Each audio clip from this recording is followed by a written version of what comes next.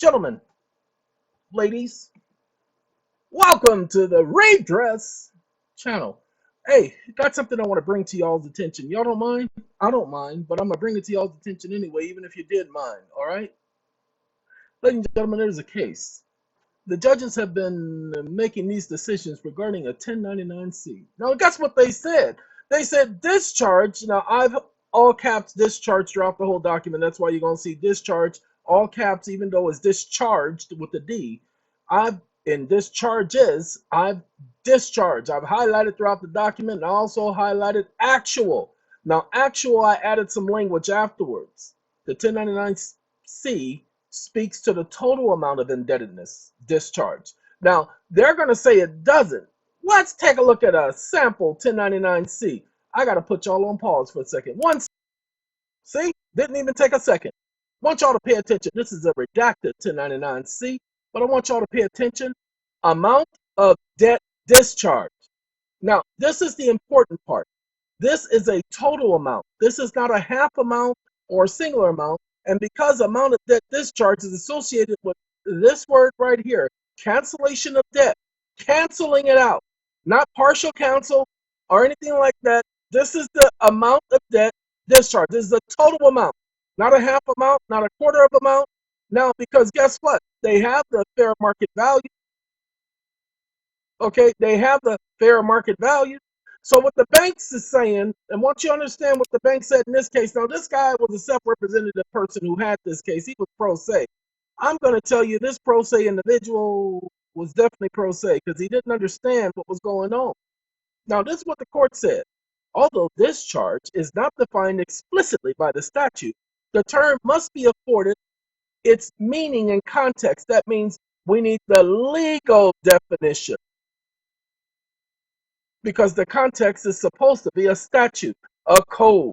Pay attention, they're following the code. It says, get, however, fundamentally misunderstood the ramifications of the issuance of a 1099-C form. Pursuant to 266050P, an application or an applicable entity with discharges in whole or in part of indebtedness of any person during a calendar year shall file a 1099-C. So if you want to know the rules of a 1099-C, here you go, y'all, 6050. All right.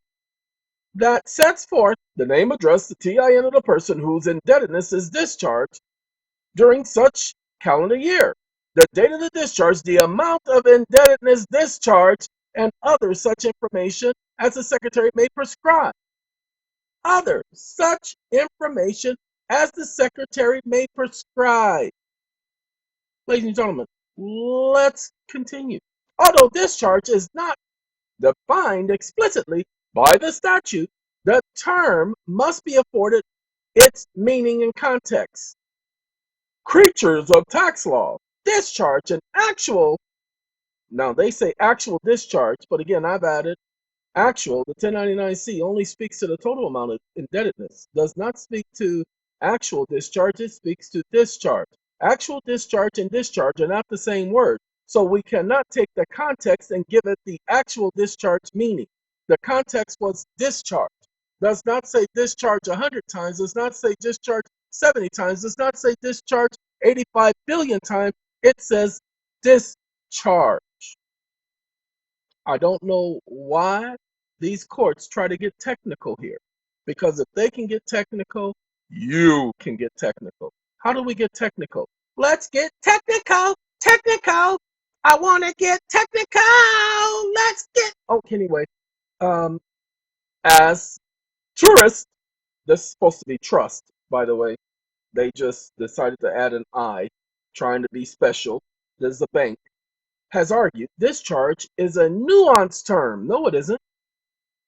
In the context of tax law, we're not talking about tax law. We're talking about the tax code, specifically referencing the 1099-C. We are not talking about tax law. We're talking about the 1099-C. We're talking about discharge. We're not talking about a nuanced term. The tax court has held that discharge of a debt occurs when it becomes clear that the debt will never be paid, because that's 1099-C. Let's continue. In determination of whether the discharge of indebtedness has occurred for tax purposes, it is extremely fact sensitive, often turning on the subjective intent of the creditor as manifest by an objectively identifiable event. Ladies and gentlemen, what they're trying to say, we got to go by what the creditor was intending to do. Well, he filled out the 1099-C, saying the total amount of indebtedness being forgiven.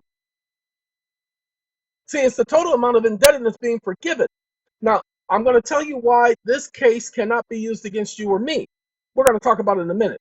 The realization that the debt will not be repaid, however, is distinct from the cancellation or the actual discharge. Again, it only speaks of the amount of the indebtedness of the debt. Indeed, the tax court contemplates the multiplicity of the meaning for discharge in the tax context. Oh, so there's a lot of meanings, but the 1099-C does not have a different meaning. For instance, Section 108, like Section 6050, repeatedly modifies discharge with the phrase whole or in part. Ladies and gentlemen, I got a call coming in. Y'all got to hold for a second. Okay, 1 second. I do apologize. It's been about an hour. I ended up realizing, had to check some emails and had to check some issues with the migration of our website to the new hosting provider. And while doing that, I realized that, wait a minute, I had at least 3 consults where the individuals have scheduled consults with me but have not contacted me back. I've sent them emails. One guy since December hasn't contacted me. I've contacted him several times, hasn't bothered to contact me. Another guy contacted me later last month, told him, hey, you got to schedule that within 7 days, which is why I'm eventually going to stop doing it because it's a little too much. You see, I schedule it, let people choose the time and day. Then the next thing I know, after they get a little bit of information, because we have a walkthrough the first time, it takes about 35 minutes to an hour and a half for me to get the gist of the conversation, and I give them the information, but that doesn't count. We don't count that towards the consult. The consult starts counting, pay attention because it's very important, the consult starts counting after that. Well, it ain't working out. So I'm going to have to say enough. That's basically where we're headed. Okay, enough about the discharge so that you guys get the understanding. We've already shown you I'm going to put you on pause for just 1 second. This time it really will be just one. This 1099-C, pay attention. This 1099-C is according to that regulation that the court is talking about.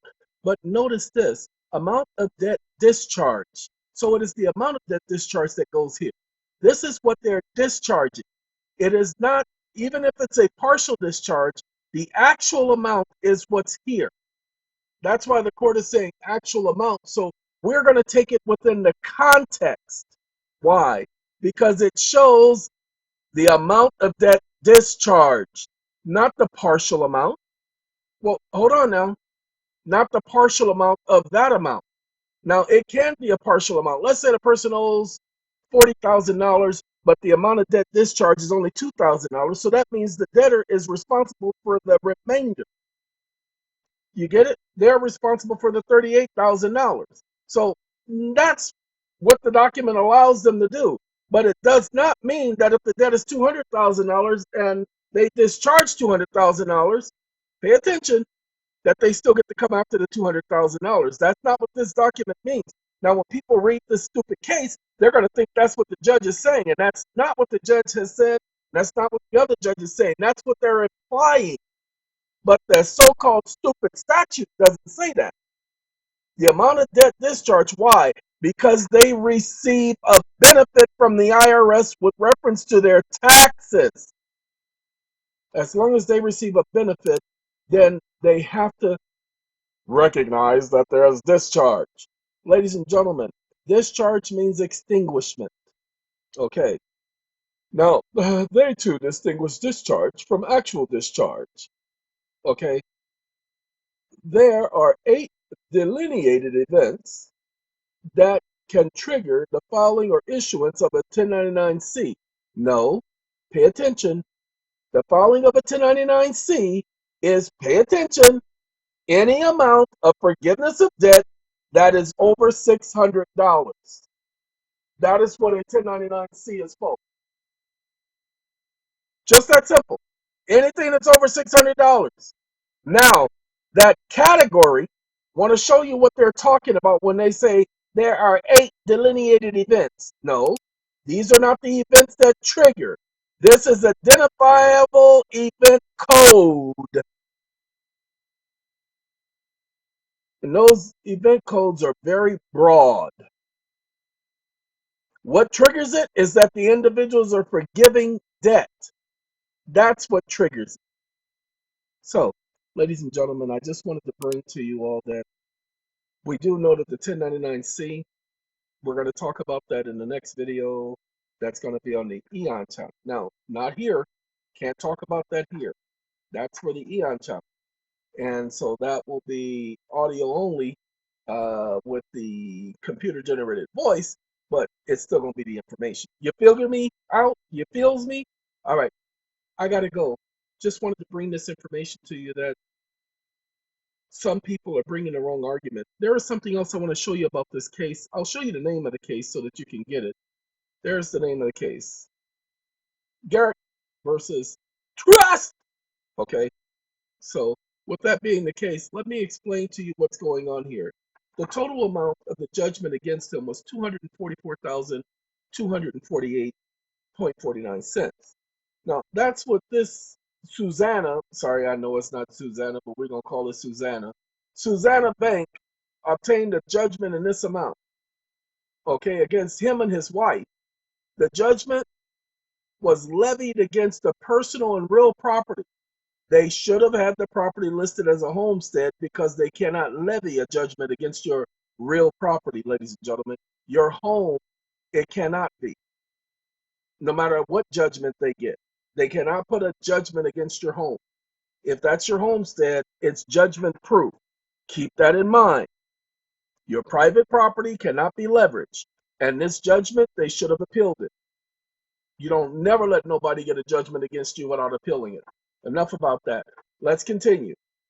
However, they, pay attention, set up here and discharge this amount. This is what was indicated on the 1099-C.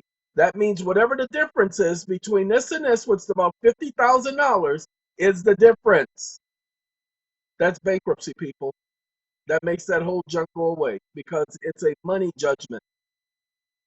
But if they were to do a 1099-C and cancel the debt, ladies and gentlemen, I'm going to do you this favor. I'm not going to go into detail about it. There are two sides of the ledger. Everybody knows that. There's a positive side and a negative side, a debtor side and a creditor side. Pay attention. The banks have their ledger. Pay attention. You have your ledger. Pay attention. Banks are saying you owe them money, so you tender payment in the form of using the stub of their so-called coupon or using your own stub. Okay, just don't worry about it. Using your own coupon.